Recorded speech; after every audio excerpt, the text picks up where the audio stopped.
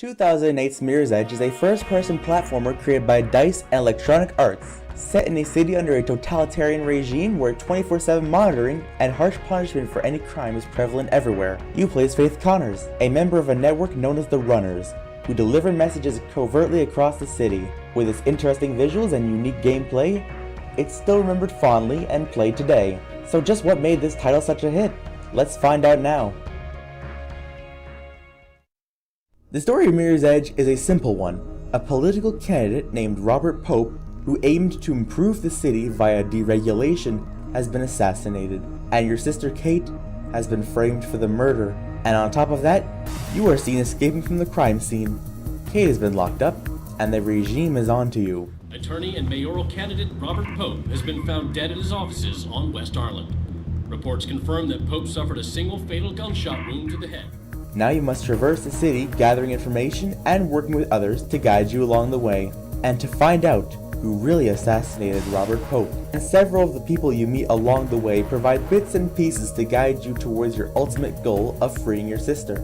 Much of the information about the story is delivered in 2D animated cutscenes. Some people may like them, while others may disagree. I personally enjoyed them since I have an interest in 2D animation, but it will depend on the person viewing them. The story is far from revolutionary, but it serves its purpose to move the game forward, and it does a rather decent job at it. Hello, sis. You there, kiddo? Hey, Mark. I bet you're listening to the chatter. You know me. We'll try and get some sleep. It's been a rough day. Gonna put the word out tomorrow. See why those blues got itchy trigger fingers. I'll drop by later, okay? And don't chuck that pizza. I like the topping Matured. Yeah, I know. See you, Mark. Visually, Mirror's Edge is a very pleasing game to look at, both graphically and stylistically. The graphics have aged very well for the most part, with excellent lighting that beautifully bounces off of every surface. The texture work is some of the best I've seen in any game from 2008. The one issue that some may have is with the bloom. It's pretty in most locations, but it can be rather overwhelming at times and can take some immersion away. Playing this game on low brightness would likely be in your best interest if this bothers you enough. PhysX is also featured in this game for those with NVIDIA graphics cards, enabling real-time physics with banners, as well as glass, shards, and particles. It won't affect the gameplay, but it is a very nice touch, which upgrades the visuals greatly in many parts of the game. The game's art style is best described as a love letter to the modern day, with its heavy use of minimalist and contemporary architecture and decorations. It will certainly be remembered in the future as a period piece of the early 21st century. Mirror's Edge is also a great example of how colors can be used to make an environment both visually interesting and simple to navigate. The world itself is best described as a blank canvas, with splashes of color placed on it tastefully. The outdoor locations often use complementary colors such as the classic blue and orange combination, while indoor locations tend to use one main color as its focus. The color red in this game has a particular role in guiding the player. Because runners see the city differently, objects that can be interacted with are shown as red, and typically stand out from the environment. Red's also sometimes used on landmarks, which can help guide the player in more open areas of the game. Some levels later on in the game will occasionally use red as the main color of the location, encouraging the player to explore the environment more, to figure out where to go rather than relying on runner's vision to navigate the area. To put it simply, the graphics are well made for the time, the art style and architecture is a monument to the present, and the game uses color in an interesting fashion for visual and gameplay purposes. While Mirror's Edge is a very pretty game, its actual gameplay can be hit or miss depending on what you're looking for in a platformer. The controls are relatively simple to learn, comprising of just a few keys only, and most of the time they work alright.